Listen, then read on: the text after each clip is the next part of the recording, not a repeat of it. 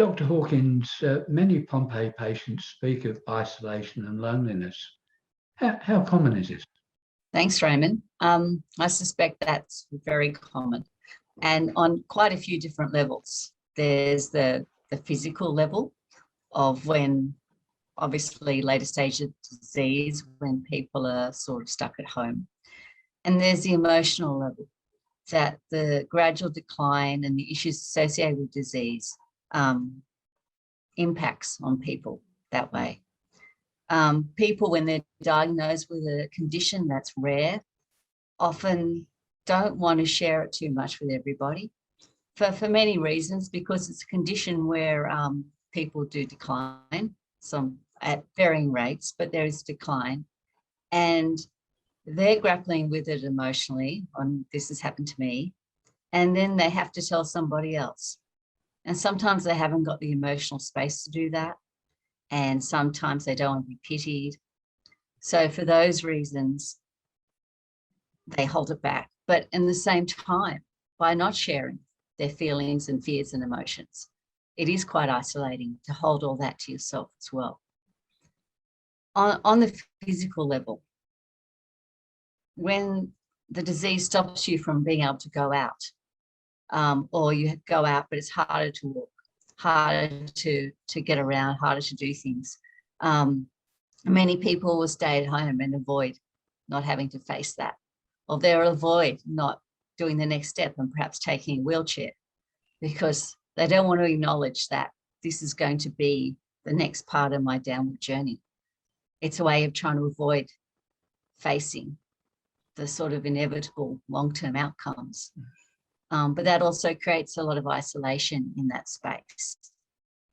And sometimes they get isolated because their friends think, oh no, I don't want to invite them there because they can't come for a walk, or they can't come for the group activity we want to do.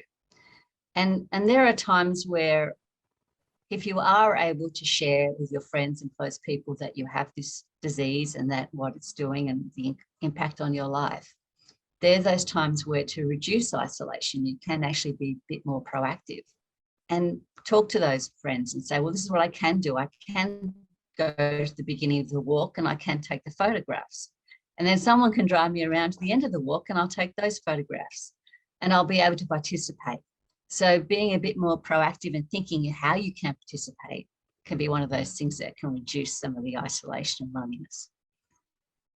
And those conversations that are very hard, the ones that are hard to tell people, yes, this is happening to me, or I'm at this next stage where I have to take a wheelchair, or even to the stage where I've got to use a walking stick.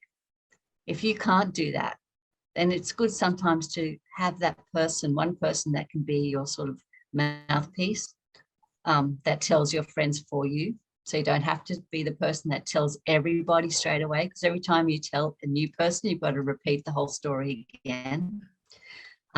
Other ways you can manage it is by sending out a big email to everybody saying, this is what's happening right now and this is what I'd like you to do.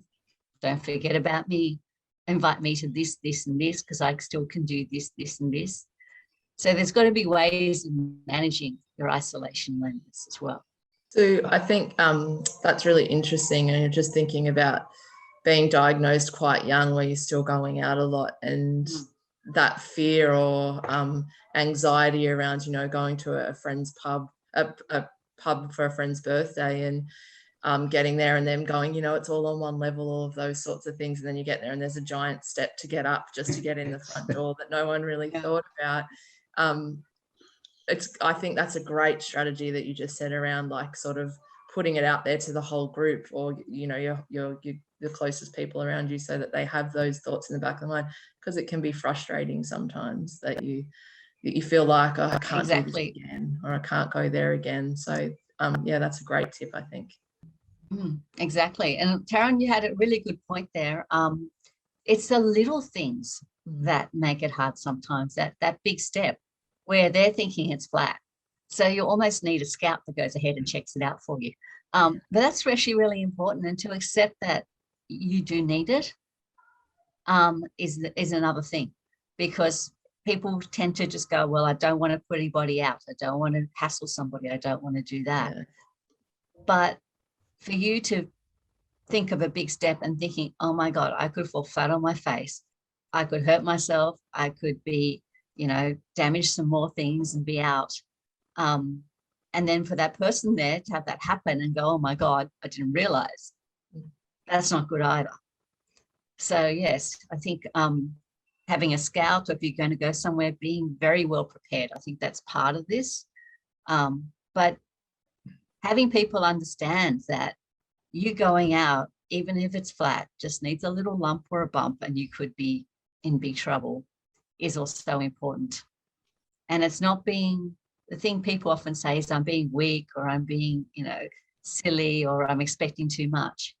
I think it's really important to look after the self in this.